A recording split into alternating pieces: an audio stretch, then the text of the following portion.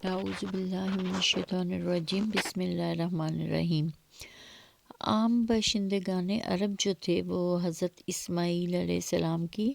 دعوت و تبلیغ کے نتیجے میں دین ابراہیمی کے پیروکار تھے، اس لیے صرف اللہ کی عبادت کرتے اور توحید پر کاربند رہتے تھے، لیکن وقت گزرنے کے ساتھ ساتھ انہوں نے خدائی درس و نصیحت کا ایک حصہ بھلا دیا۔ پھر ان کے درمیان ایک سردار عمرو بن لوہی منظر عام پہ آیا اور اس کی نشو و نما بڑی نیکوکار اور دینی ماحول میں ہوئی تھی، اس لیے لوگوں نے اسے محبت کی نظر سے دیکھا اور اسے اپنے علماء اور فاضل اولیاء میں سے سمجھ کر اس کی پیروی کی۔ وہ شخص جو ہے وہ ایک بار ملک شام کا سفر کر رہا تھا تو اس نے دیکھا کہ وہاں پہ بتوں کی پوجا کی جا رہی ہے۔ اس نے سمجھا کہ یہ بھی بہتر اور برحق ہے، کیونکہ ملک شام جو ہے وہ پیغمبروں کی سرزمین اور آسمانی کتابوں کی سرزمین سمجھی جاتی تھی۔ چنانچہ وہ اپنے ساتھ حبل نامی ایک بت لے آیا اور اسے خانہ کعبہ کے اندر نصب کر دیا اور اہل مکہ کو دعوت دی کہ وہ شرک کی میں اس کے ساتھ شامل ہو جائیں۔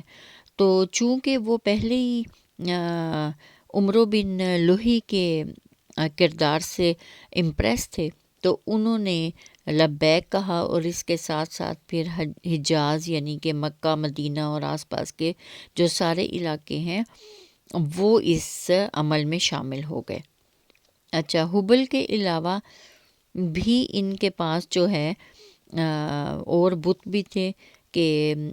عمرو بن لوہی کے قبضے میں ایک جن تھا اور اس نے اسے بتایا کہ حضرت نوح کے زمانے کے جو بت تھے وہ جدہ میں مدفون ہے، اور اس اطلاع پر عمرو بن لوہی جدہ گیا اور ان بتوں کو نکالا اور اس سے تہامہ لے آیا، اور پھر حج کا زمانہ آیا تو انہیں مختلف قبائل کے حوالے کر دیا۔ ان بتوں کے علاوہ لات، منات، عزا، یہ بھی 3 بڑے بڑے بت ان کے پاس موجود تھے، اور اس طرح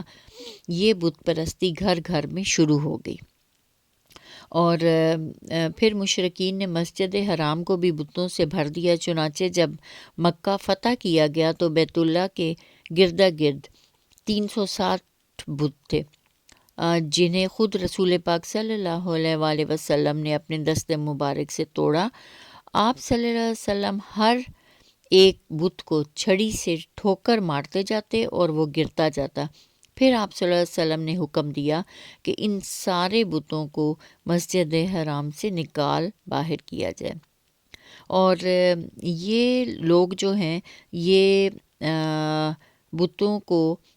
جو ہے وہ بہت اہم سمجھتے تھے، اور وہ سمجھتے تھے کہ وہ اللہ سے سفارش کرتے ہیں اور جو مراد ان سے مانگی جائے وہ پوری کروا دیتے ہیں۔ تو بتوں کا حج و طواف کیا جاتا تھا، بتوں کے نذرانے قربانیاں ان کے سامنے پیش کی جاتی تھی جانوروں کی، اور انہیں کھانے پینے کی چیزیں اور اپنی کھیتی اور چوپائی کی پیداوار کا ایک حصہ جو ہے وہ وہاں پہ نظر کر دیا جاتا تھا۔ جیسے آج کل بھی مزاروں پہ، بڑے بڑے مزاروں پہ جا کے اور حاضری دی جاتی ہے اور وہاں پہ پیسے جو ہیں وہ دیے جاتے ہیں۔ اب وہ ہزاروں لوگ آ کے پیسے دیتے ہیں اور وہ ایک کاروبار کی طرح وہاں پہ جو ہے وہ دیا جاتا ہے۔ ان لوگوں کا ایک کاروبار ہے وہاں پہ کہ وہ کھاتے پیتے ہیں، ان کے گھر والے جو ہے عیاشی کرتے ہیں، اور کافی مرید اور ان کے جو ورکر ہوتے ہیں وہ بھی پیسے آرام سے کھاتے پیتے ہیں۔ ٹھیک ہے، تو اگر ایسے مزاروں پہ دینا یا اس طرح جائز ہوتا تو سب سے بڑا جو مزار ہے وہ تو رسول پاک صلی اللہ علیہ وسلم کا، وہاں ایسا کیوں نہ ہوتا؟ تو یہ سب باتیں شرک کے زمانے کی، یہ بتوں کے زمانے کی ہے۔ اچھا، پھر یہ ہے کہ کھیتی باڑی، ہاں، نذرانے پیش کیے جاتے تھے۔ اس کے علاوہ بھی ان میں بہت سی خرابیاں تھیں، جیسے کہ اونٹنیوں کے بارے میں، بکریوں کے بارے میں